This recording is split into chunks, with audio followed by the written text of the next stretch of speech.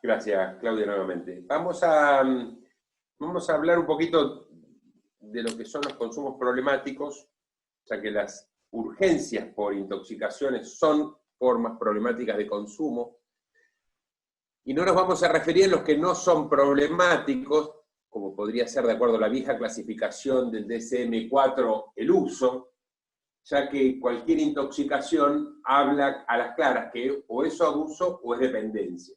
Así que en todos los casos estamos dentro de lo que es consumo problemático, cualquier cuadro de intoxicación. Pero vamos a hablar de sustancias psicoactivas. Yo prefiero siempre hablar de sustancias psicoactivas y no de drogas, básicamente porque esta comisión científica internacional que depende de Naciones Unidas, que tengo el gusto del placer de integrar realmente, somos 28 científicos del mundo, como le gusta llamar a los profesionales, a la gente de Naciones Unidas, y en su primer documento, esta comisión, allá por el 2015, lo primero que planteó fue que elimináramos el uso de la palabra droga, porque cuando la gente piensa en drogas siempre piensa en sustancias ilegales. Y saben una cosa, se nos enferman y mueren muchas más personas por sustancias legales que por sustancias ilegales.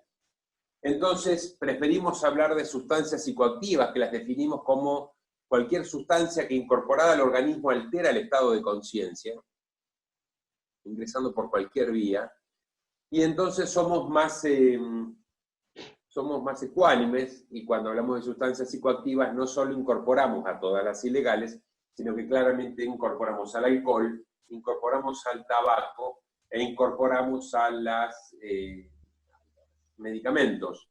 Dentro de este grupo, el de los psicofármacos, básicamente las benzodiazepinas, que son las que más problemas nos generan como tal. Vamos a... dicho esto, que en realidad es en relación al título, vamos a pensar un poquito, pasó ahí, ¿no? Para ustedes también. Ahí está. ¿Pasó la diapositiva para ustedes? Sí, pasó. No te escucho, Claudia. Ah, que sí, bien. sí. Les decía que cuando pensamos el consumo de sustancias, tenemos que pensarlo siempre de dos maneras. Una de ellas es, para que haya un consumo problemático, tiene que haber claramente una sustancia psicoactiva. Si no tenemos sustancias psicoactivas, no tenemos dependencia. Por lo menos los toxicólogos que hablamos de dependencia siempre a sustancias. Hay otras profesiones, por ahí los psicólogos, los psiquiatras, abordan también otro tipo de dependencias, como puede ser el juego, el sexo, el trabajo. Los toxicólogos solamente abordamos cuadros de intoxicación, y para que haya una intoxicación tiene que haber una sustancia tóxica involucrada. Pero, llamativamente, o por lo menos no para ustedes que son profesionales ligados a esto, sino para mucha gente que cree que el problema de la sustancia es como lo más importante, y la verdad es que la sustancia es lo menos importante en este contexto. Es importante para el toxicólogo, porque si viene un paciente intoxicado con alcohol, no se trata igual si viene un paciente intoxicado con cocaína. Pero en el consumo crónico, en la enfermedad por consumo de sustancias, la sustancia involucrada no es importante.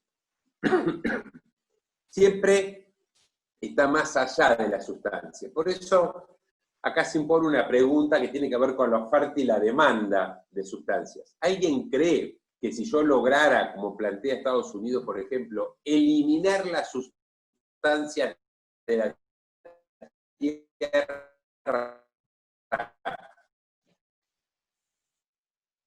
eliminaría Ahí se entrecorta, los arios? Sí, tiene que ver con el internet. Luchando contra los Carlitos, los norteamericanos. Es decir, que la simple Carlos. lucha contra las drogas, acá estoy, ¿sí? Sí, se entrecortó ¿Vos no la me primera oís? parte de lo que dijiste, así que si lo puedes repetir sería genial. Quedó ¿Cómo no? como Ahí se escucha entrecortado. mejor. Hay un punto donde Si te mueves, se escucha con dificultad. Pero Oh, cuando te acercas a la cámara, ahí está bien. A ver, ¿ahí me escuchas bien? perfecto. Bueno, nos decía que para muchos, como por ejemplo para los norteamericanos, luchar contra las sustancias, luchar contra la droga, es una política de Estado y le ha ido siempre muy mal. No hay nadie en Estados Unidos, es decir, no hay ningún país como Estados Unidos que consuma tantas sustancias legales como ilegales. Es decir, la simple lucha contra las drogas no alcanza. Por lo tanto, nunca vamos a acabar con las sustancias sobre la faz de la Tierra. Entonces, bueno, podríamos hacer algo un poco más creativo para trabajar con las personas que consumen en lugar de simplemente luchar contra la droga. El segundo lugar que tenemos para trabajar es sobre la persona, como decíamos. Hoy sabemos que hay personas con predisposición para enfermarse, con una predisposición biológica, una predisposición psicológica, una predisposición genética, y no cualquiera se enferma. Hay gente que probablemente muchos de ustedes hayan en su adolescencia probado un cigarrillo de tabaco, y muchos de ustedes probablemente no fumó. Claro que muchos de los que fumaron empezaron en la adolescencia, pero no todos los que prueban siguen el camino del consumo. Esto pasa también con cualquier otra sustancia, es decir, se requiere una disposición biológica, psicológica, genética, para enfermarse. No todo el mundo se enferma. Esto habla entonces de que no es simplemente probó y entonces se quedó atrapado a la droga, hay algo más. Y ese algo más, yo creo que no es poco, y que es mucho, o que es muy importante, es el contexto social. El contexto social es el contexto que hace que una persona consuma, casi en algunos casos obligado. ¿Y cómo es esto? Bueno, uno mira al adolescente de hoy, y la verdad que un adolescente de 17 años, yo no sé si sabe si le gusta o no le gusta la cerveza. No puede no tomar cerveza. Porque si no toma cerveza la pasa mal. La pasa mal con sus compañeros, lo agreden incluso físicamente, lo discriminan, le hacen bullying. Es un flojo, es un maricón. Digamos, se le empiezan a poner adjetivos descalificativos porque no le gusta consumir alcohol. Y entonces termina consumiendo porque el contexto lo hace. Un contexto que nos ha llevado a tener algunas características propias de nuestro país. Podemos mirar el contexto social grande, podemos mirar el contexto social más chico, el del Estado, Santiago del Estero, o podemos mirar el contexto más chiquito, la ciudad, o el más chiquitito, una familia de Santiago del Estero. Y vamos a ver que cada contexto de esos tiene una particularidad que nos pone por delante sustancias.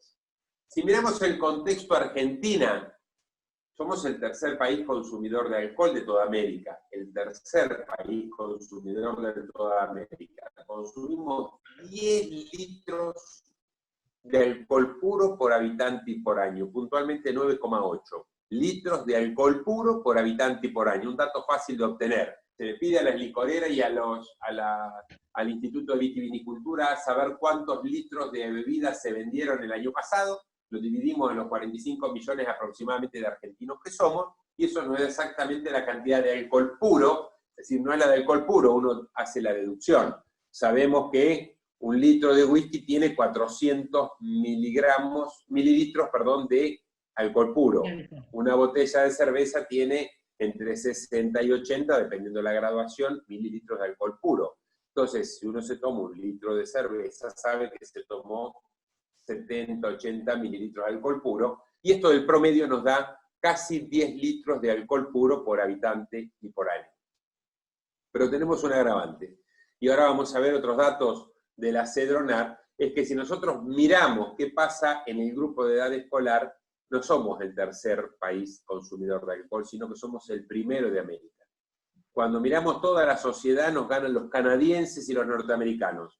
Cuando miramos solo el grupo de 12 a 17 años, los canadienses y los norteamericanos consumen menos que los argentinos. Consumimos más alcohol que los brasileños, que los mexicanos, que los centroamericanos, que los chilenos, que creemos nosotros que consumen mucho, pues consumimos más. Es decir, que el contexto es un contexto adverso para el adolescente. Es un contexto donde al argentino le gusta automedicarse y al argentino va siempre por más. Ustedes van a preguntar si alguien toma un antiinflamatorio y dice, ay, yo me tomo un ibu de vez en cuando, un ibuprofeno. Pero van a ver que a la gente no le gusta el ibuprofeno de 400, prefiere el de 600. ¿Y por qué es más fuerte? A mí que me saque el dolor, ¿no? Y si no se toma, 2 de 400. Bueno, somos así. Y lo mismo hacemos con las pastillas para dormir. Convidamos medicamentos, pedimos prestado. Un medicamento nunca debería convidarse. Es decir, no me das una pastilla de esas que toma tu mamá, no sabemos ni el nombre.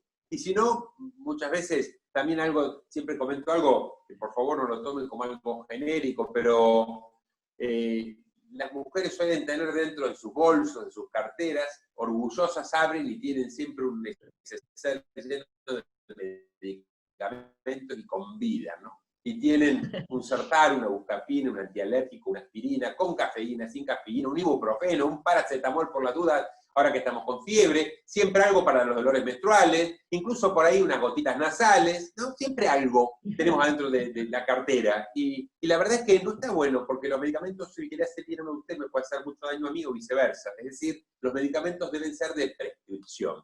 Y si son de venta libre, porque son medicamentos conocidos, como el ibuprofeno, el paracetamol o la aspirina, deben comprarse dentro de una farmacia, siempre detrás del mostrador, y no debe convidarse, ¿sí?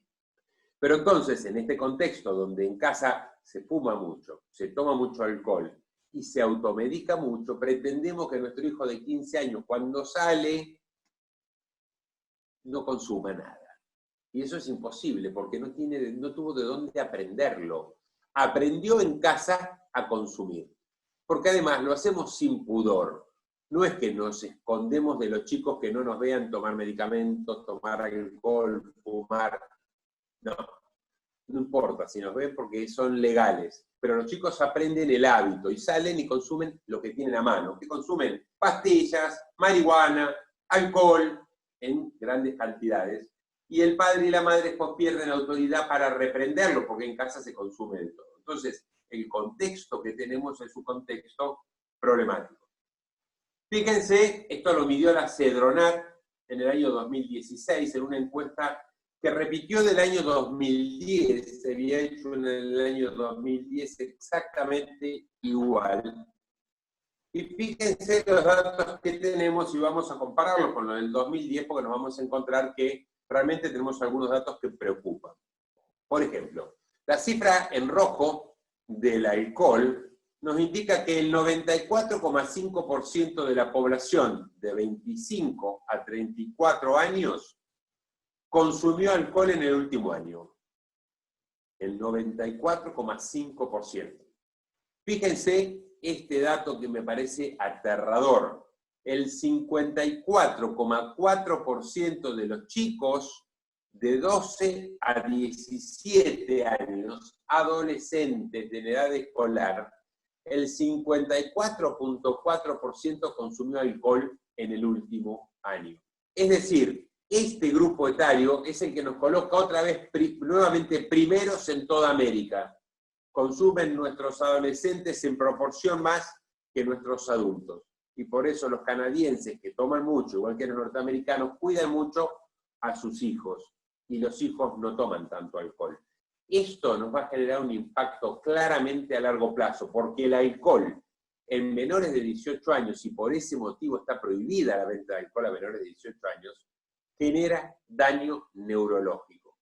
Es decir, que dentro de 30, 40 años vamos a tener una sociedad con problemas graves, porque va a estar afectada su inteligencia con problemas neurocognitivos producto de la cantidad de alcohol que se está tomando. Fíjense el segundo renglón, y es el de la marihuana, y fíjense si este dato también no es realmente, por lo menos para producir mucha preocupación.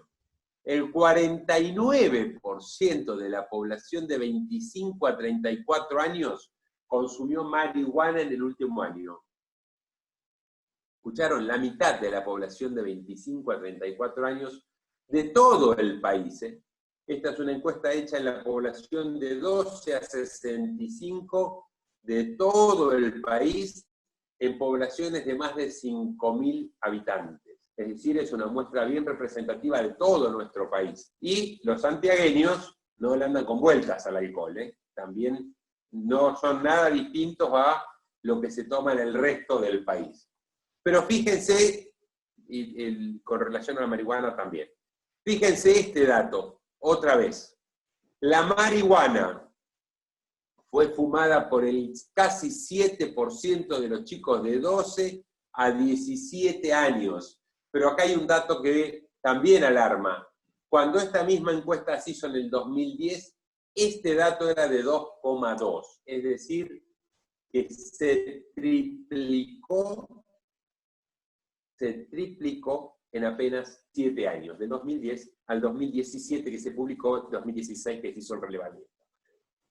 Y fíjense este dato de los psicofármacos. El 5% de la población de 18 a 24 años consume psicofármacos sin prescripción médica. Sin prescripción médica. Eso quiere decir que es mucho más alto la población total del país, porque con prescripciones de venta bajo receta, como se venden el clonazepam, el alprazolam, el diazepam, el flunitrazepam, bueno, cualquiera, todos ellos, estaba hablando de las drogas como por nombre genérico, no nombre comercial.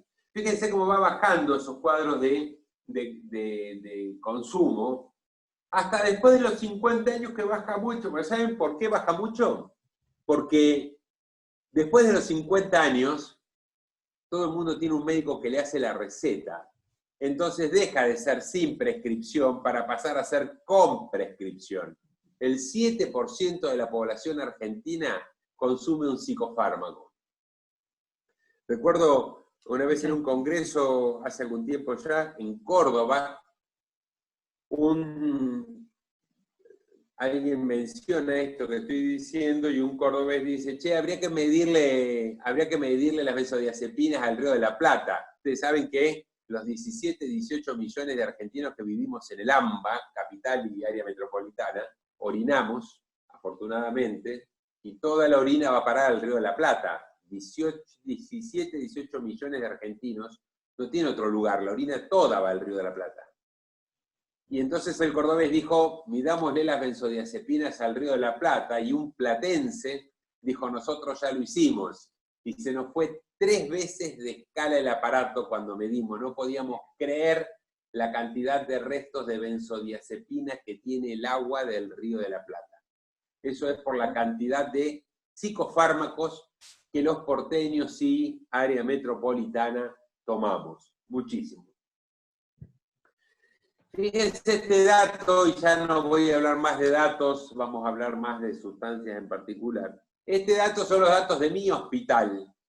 En el Hospital Fernández, en el servicio de toxicología, se atiende por año alrededor de 2.000 consultas.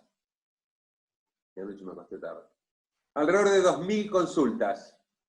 De esas 2.000 consultas, casi todos los años, desde hace 10, 12 años, 14 años, está bastante estabilizado el número. Desde esos 10, 12, 14 años, siempre el 50% son por alcohol. Es esta porción de la torta color celeste lila. En segundo lugar aparece la cocaína con todas sus modalidades. Clorhidrato, cocaína fumable, sulfato, pasta base, bazuco. Y la endovenosa, que es algo que ha vuelto a aparecer a partir del 2015-2016. Y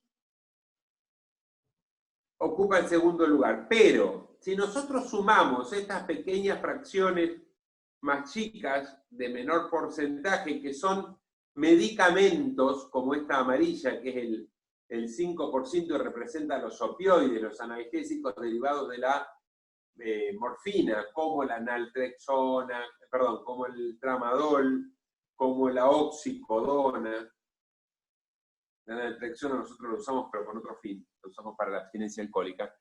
Si nosotros sumamos estas pequeñas fracciones, vamos a ver que el segundo lugar lo ocupan los medicamentos y entonces sí, volvemos a confirmar que el 70% de las motivaciones que tenemos en el hospital se producen por sustancias legales y no por las ilegales. Por eso, que como les decía al principio, nos sigue preocupando mucho más la morbimortalidad que nos producen las sustancias legales que las que nos producen las ilegales. Y tenemos claramente un problema mucho más serio con el alcohol, que claramente se comporta como una sustancia portero. Es bajo los efectos del alcohol que la gente comienza a consumir otras sustancias. Y es bajo los efectos del alcohol que no se usa protección para tener sexo y entonces tenemos enfermedades de transmisión sexual, embarazos no deseados, mucha arritmia, accidentes de tránsito, accidentes de la propia altura, accidentes o por peleas. Entonces, todas esas consecuencias las tenemos bajo los efectos del alcohol más que de otras sustancias. Nosotros, Entonces, Carlos, sí. nosotros tenemos también un vínculo bastante estrecho en el consumo de alcohol con dos cosas que para nosotros es realmente grave en Santiago. Accidentes de tránsito y hechos de violencia, y dentro de estos, los femicidios. Realmente la vinculación, digamos, del consumo de alcohol con estos incidentes es muy marcada en la provincia.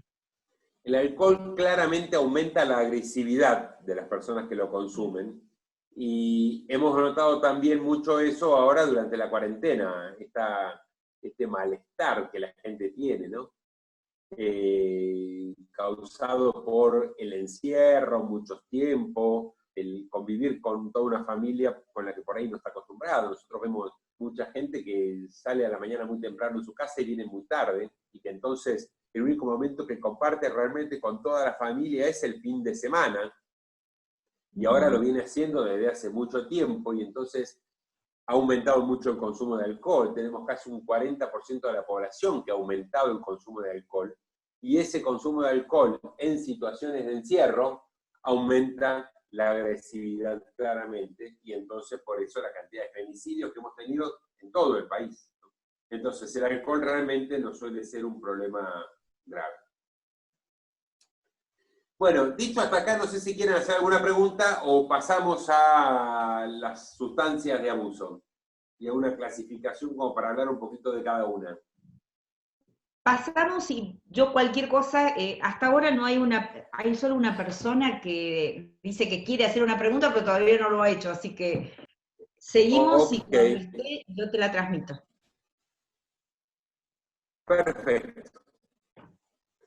Vamos a hacer una clasificación de las sustancias que nosotros vemos más frecuentemente. Esta es una clasificación que la tomamos de Goodman y Shillman. Es una clasificación que a mí me gusta mucho porque, en primer lugar, pone los cannabinoides afuera de la clasificación y también pone los opioides, que si bien los opioides están como muy cerca de los depresores, bueno, producen distintas cosas en distintas cantidades. Entonces, bueno, podemos decir que tenemos los opioides, dentro de lo que están los derivados de la morfina y la heroína, los derivados legales como el tramadol, el paregórico, la oxicodona, la naltrexona, por mencionar algunos, qué sé yo, otro medicamento es el clocidol, el supragesic, que son medicamentos bastante conocidos y que, bueno, mucha gente los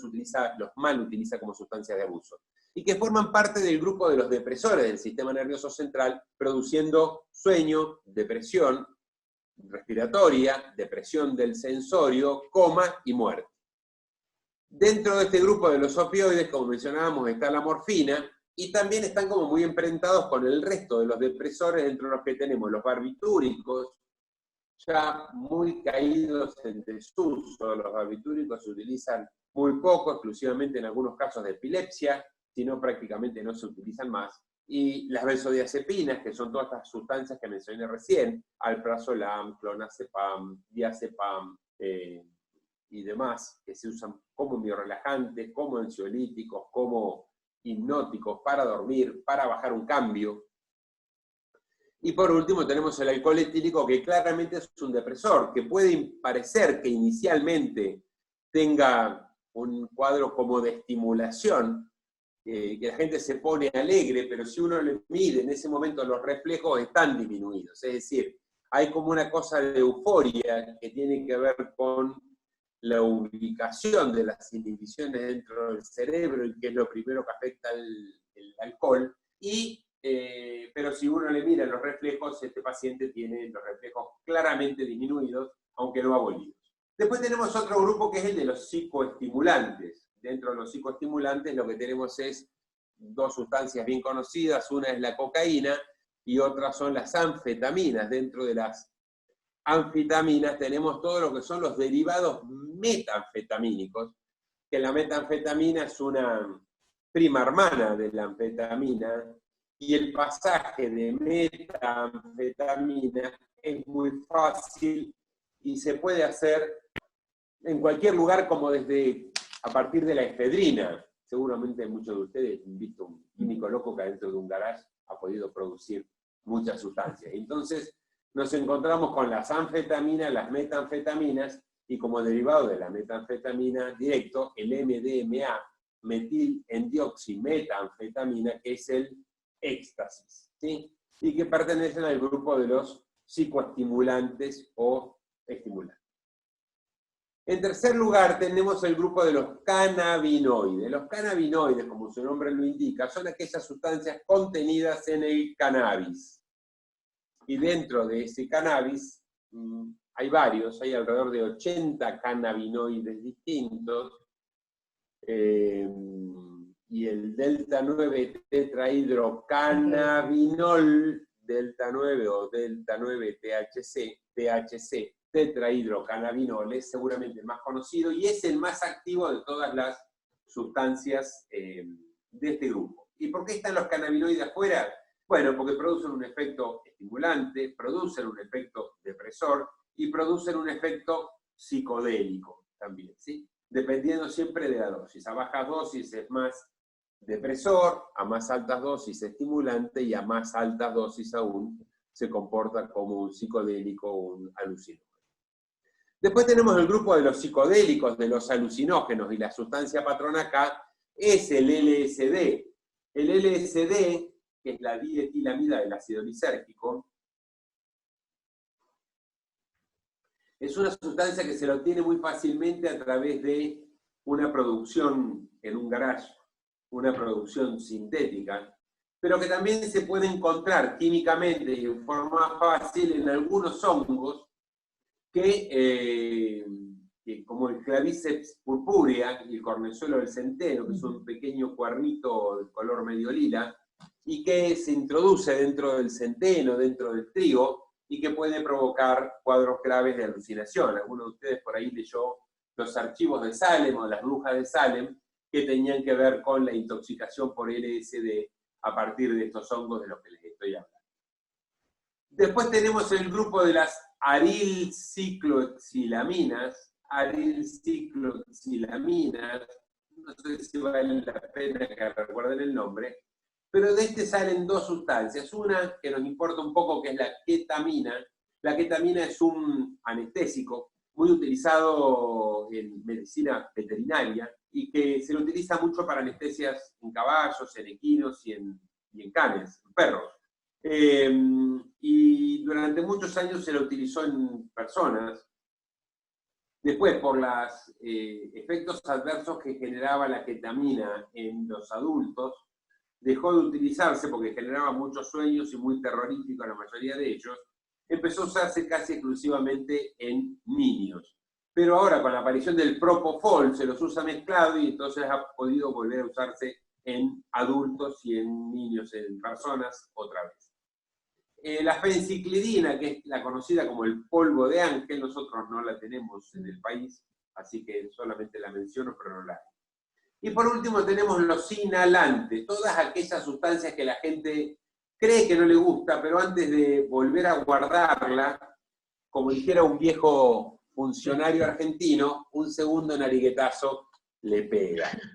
Y esos solventes son los pegamentos, es la nafta, es el cloroformo, el éter, el liquid paper, el corrector del esmalte de uña, el espita esmalte, el corrector de máquina, que viene con el pincelito blanco, que tiene un olor muy característico, y que sea volátil es la que le facilita secar rápido, la gotita, el suprabón, tienen inhalante, y estos inhalantes, el lanzaperfume, son muchos, y se utilizan todos. Si ustedes se acuerdan de la fiesta de Time Warp, la fiesta que nos dejó 5 muertos y gente muy, muy grave en los hospitales hace 3 años, en la ciudad de Buenos Aires, en una boliche, en una discoteca, hubo muchas críticas en ese momento porque la gendarmería mostraba una bolsa negra que habían ellos recolectado, que tenía un contenido muy grande, lo habían recolectado haciéndole requisas a las personas que entraban a la fiesta. Y la verdad que estaba lleno de frasquitos de popper, otro inhalante, otro solvente volátil, que es una sustancia muy vieja conocida para los toxicólogos, que es el nitroamilo, que lo utilizamos para el tratamiento inicial de la intoxicación por cianuro, pero que los muchachos lo utilizan como alucinógeno, ¿sí? Como alucinógeno, y lo usan para tener sexo, básicamente, y produce una gran euforia con mucha vasodilatación cerebral, y eso es lo que le da una manito a los caballeros, y por eso lo utilizan en situaciones de sexo, y además le produce un cuadro de desorientación y mucha euforia, que es un poco por lo que lo buscan. Eso es el popper. Y después tenemos los viejos conocidos, el éter etílico y el óxido nitroso, que en realidad se usan exclusivamente en anestesia y no se sacan nunca del quirófano, por lo tanto el problema suele estar en el quirófano y no más que ahí.